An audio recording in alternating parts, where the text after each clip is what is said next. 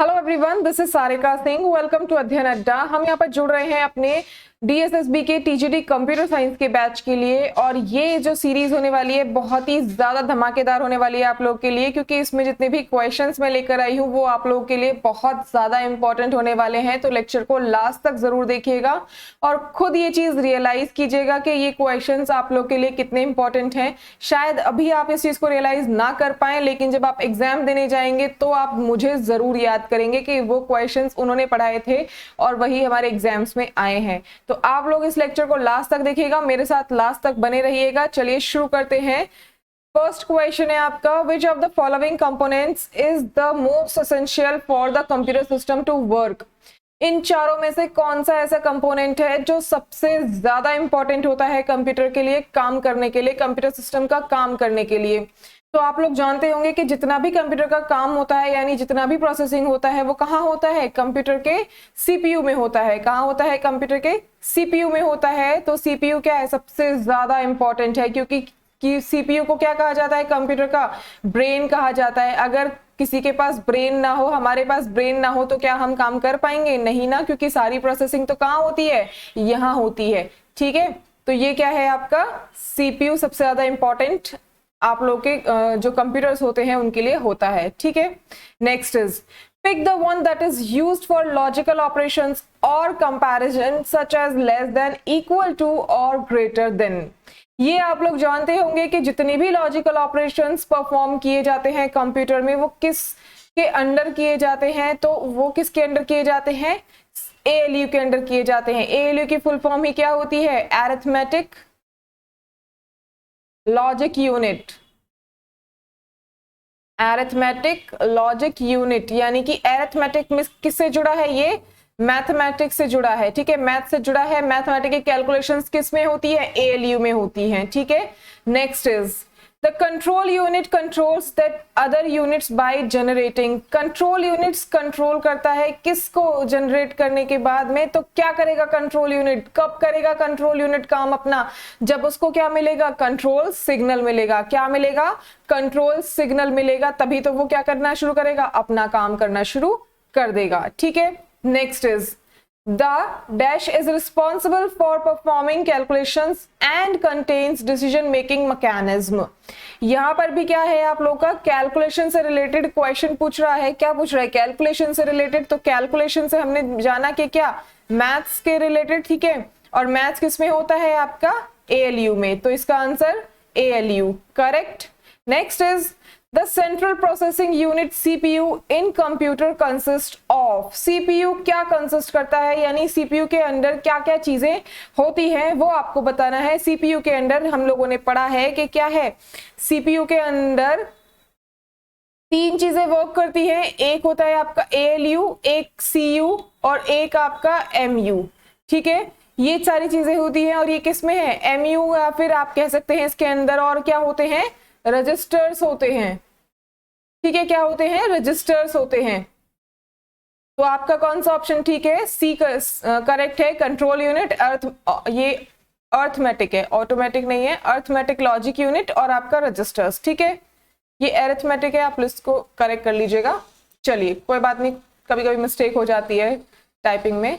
चलिए, next is internal memory in a CPU is nothing but. Internal memory जो होती है सीपीयू के अंदर वो क्या है? क्या होती है सीपीयू के अंदर? जो इंटरनल मेमोरी जो होती है उसको हम क्या बोलते हैं? उसको हम बोलते हैं एक सेट रजिस्टर्स का।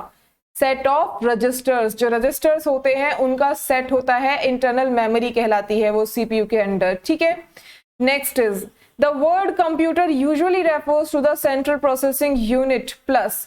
जो वर्ड कंप्यूटर है वो सेंट्रल प्रोसेसिंग यूनिट को और रेफर करता है। किसको रेफर करता है? तो क्या है वो? सेंट्रल प्रोसेसिंग यूनिट के साथ साथ क्या? External memory. Central processing unit के साथ साथ क्या?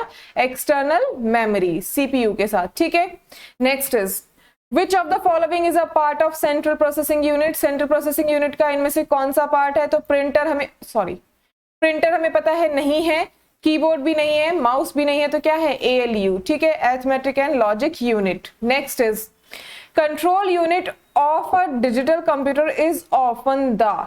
जो कंट्रोल यूनिट होती है डिजिटल कंप्यूटर की, वो किस तरीके से वर्क करती है, उसे क्या कहते हैं, ठीक है, वो आपको बताना है। जो कंट्रोल यूनिट होती है उसको हम बोलते हैं नर्व सेंटर, ठीक है।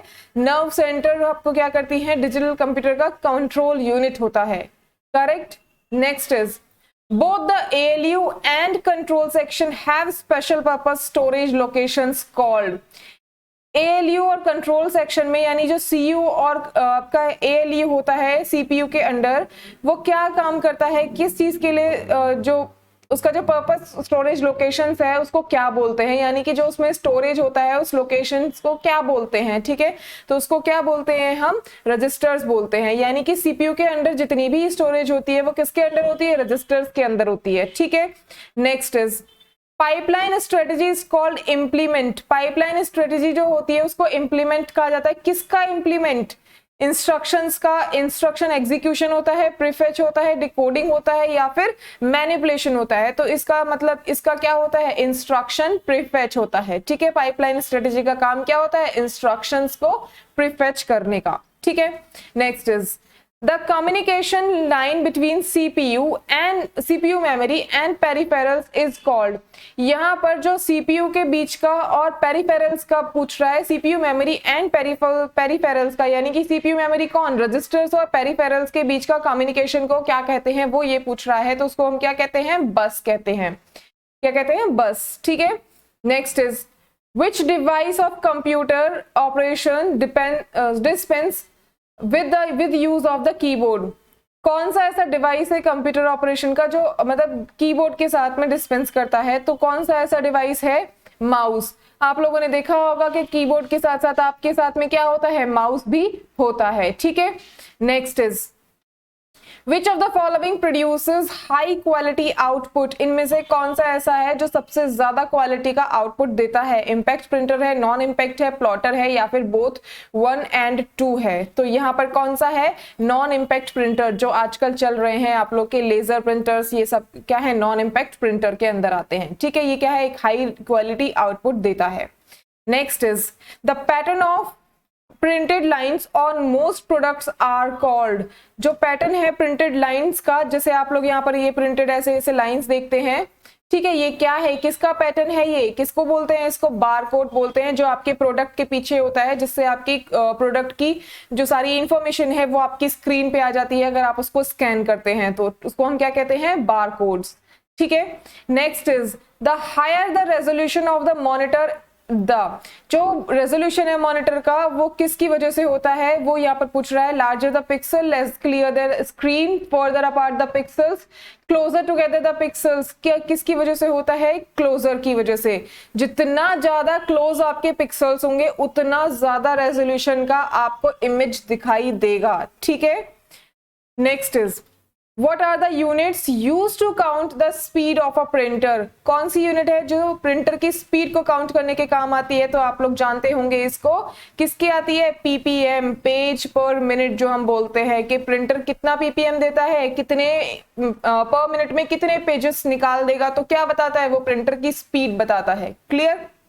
Next is what type of devices are computer speakers और हेडफोन। जो कंप्यूटर के स्पीकर हैं और हेडफोन्स हैं वो किस टाइप का डिवाइस है, इनपुट डिवाइस है, आउटपुट डिवाइस है, पॉइंटर डिवाइस है, कौन सा ऐसा डिवाइस है, ठीक है। तो ये आप लोग क्या बताएंगे, इसका कौन सा डिवाइस है, ये आउटपुट डिवाइस है। स्पीकर और हेडफोन्स किसके अंदर आते हैं, आउटपुट के अंदर आते हैं, ठीक है। Next is The OCR is used for the preparation of। जो OCR यूज किया जाता है वो किसके लिए किया जाता है, फर्स्ट ऑफ ऑल तो OCR की फुल फॉर्म आप लोग को पता होनी चाहिए, क्या होती है, ऑप्टिकल कैरेक्टर रीडर।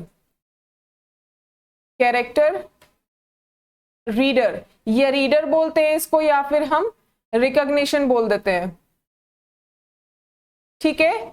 ध्यान रखिएगा, कैरेक्टर आता है तो सॉरी रीडर आता है तो वो भी ठीक है, रिकॉग्निशन होता है तो वो भी ठीक है। तो रीडर की जगह आप आर का दो यहाँ पर पढ़ लेते हैं, रीडर भी या फिर रिकॉग्निशन भी, ठीक है।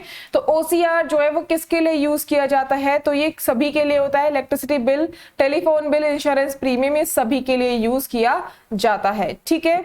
नेक्स्ट एंड लास्ट क्वेश्चन है आज की सीरीज का, interrupt driven input output, input output को कौन सी चीजें हैं जो क्या करती हैं, इंटरप्ट कर देती हैं, तो वो आपसे पूछ रहा है has its main drawback in the software overhead of interrupts, या फिर may be better than busy waiting input output since less hardware support is required, या फिर इज इक्वल और faster than DMA for a signal register, या फिर both 1 and 2। तो इसका option क्या है 1 and 2, यानी कि इसमें क्या होता है कि मेन ड्रॉबैक सॉफ्टवेयर ओवरहेड में हो तो भी इंटरप्ट होता है, और may be better than busy waiting input output since less hardware support is required. ठीक है, ये सभी आप लोगों के इंपॉर्टेंट क्वेश्चंस आप लोगों के लिए लेकर आई हूं मैं। ये आप लोगों को एग्जाम में कहीं ना कहीं आप लोगों को एग्जाम में जरूर आपको देखने के लिए मिलेंगे। तो आप लोग ये जो लेक्चर्स है इनको कंटिन्यू अपना रखिए और अपनी प्रिपरेशन को करते रहिए मेरे साथ में। आप लोग भी यहाँ पर बहुत अच्छा परफॉर्म कर पाएंगे। आप लोग अपने आप को चेक कर सकते हैं कि आप कितना अच्छा परफॉर्म कर पा रहे हैं, कितना आपको जरूरत है अभी और पढ़ने की। ठीक है, तो चलिए, thank you so much everyone.